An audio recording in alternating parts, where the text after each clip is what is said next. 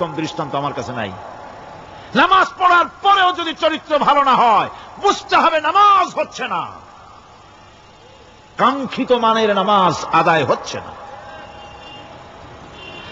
আল্লাহর নবী বলেছেন, যার নামাজ পাপ কাজ হতে ফিরাতে পারল না, তার নামাজ নামাজি নয়। আবার শুনুন, রাসূল বলছেন, যার নামাজ তাকে পাপের কাজ থেকে ফিরাতে পারল না, তার নামাজ নামাজ নয়, ওটি নামাজ হয় নাই, যার জন্য তার পাপ থেকে তারে ফিরাইতে পারছে না।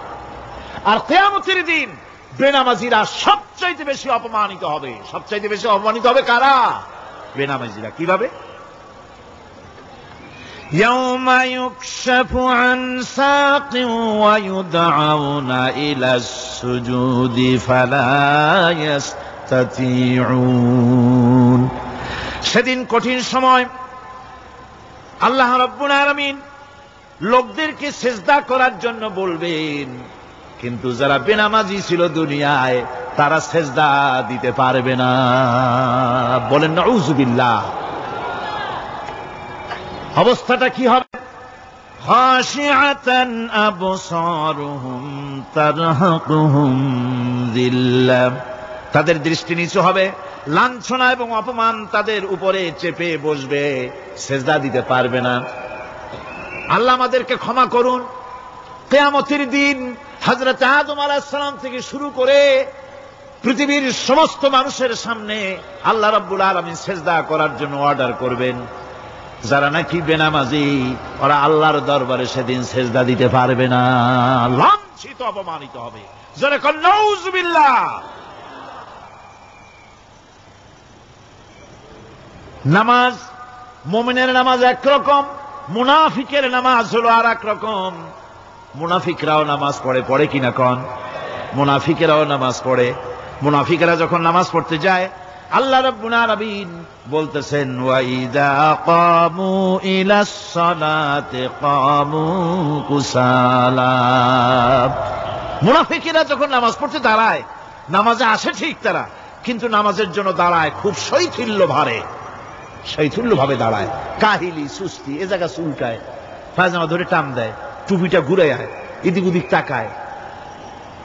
মুনাফিকের নামাজ দেখলেই ঠিক পাওয়া যায় যে বেটা মুনাফিক। এইভাবে সে দাঁড়ায়। তার নামাজটা কি জন্য?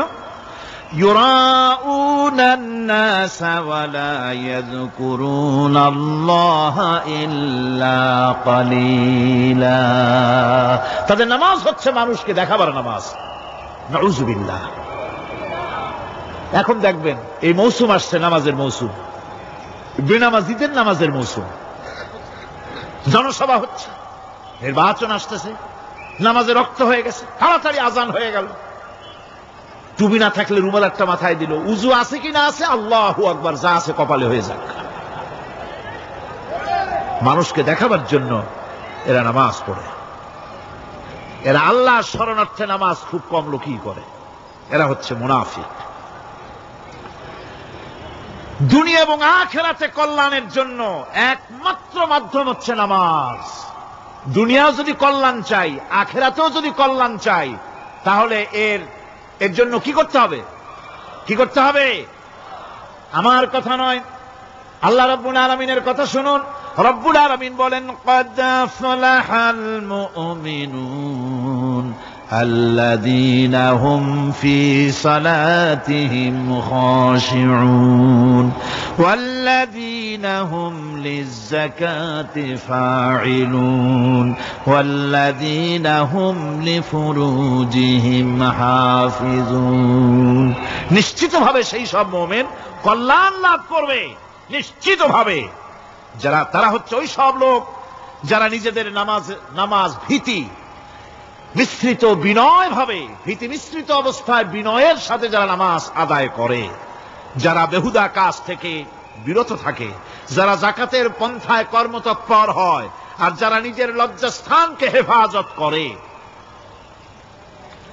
এরপরে আল্লাহ পাক বলেন, ওয়াল্লাযীনা হুম লিআমানাতিহিম ওয়া আহদিহিম রাউন ওয়াল্লাযীনা আলা সালাওয়াতিহিম ইউহাফিজুন ওয়াল্লাযীনা আলা সালাতিহিম হাফিজুন। আর যারা তাদের আমানতকে পূর্ণ করে, আমানত এবং তাদের ওয়াদা চুক্তি পূর্ণ করে, এবং যারা নিজেদের নামাজ সমূহকে পূর্ণভাবে হক আদায় করে নামাজ পড়ে, নামাজের যারা হেফাজত করে, এরা কারা?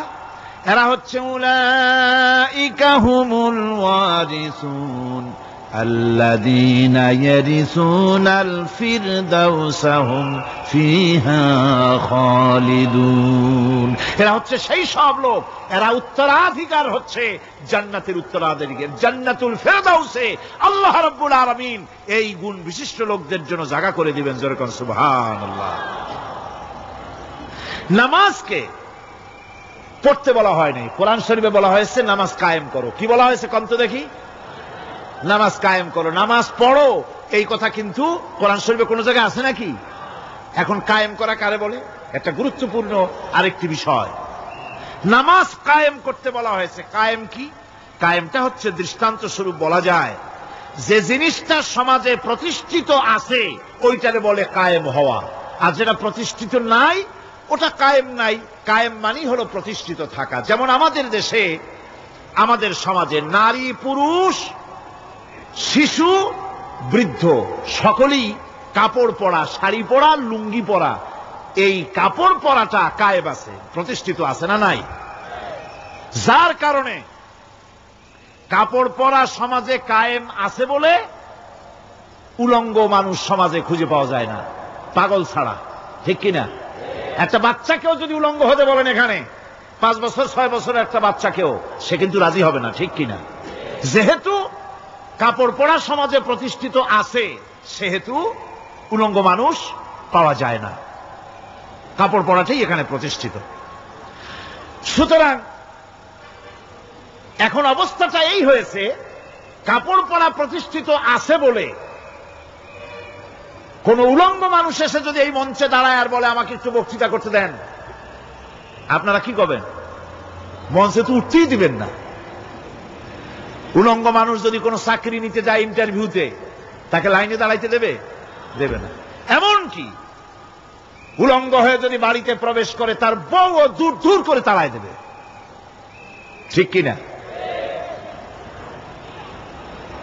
যেহেতু সমাজের ভিতরে কাপড় প্রতিষ্ঠিত আছে সেই জন্য এই উলঙ্গ মানুষ পাওয়া যায় না।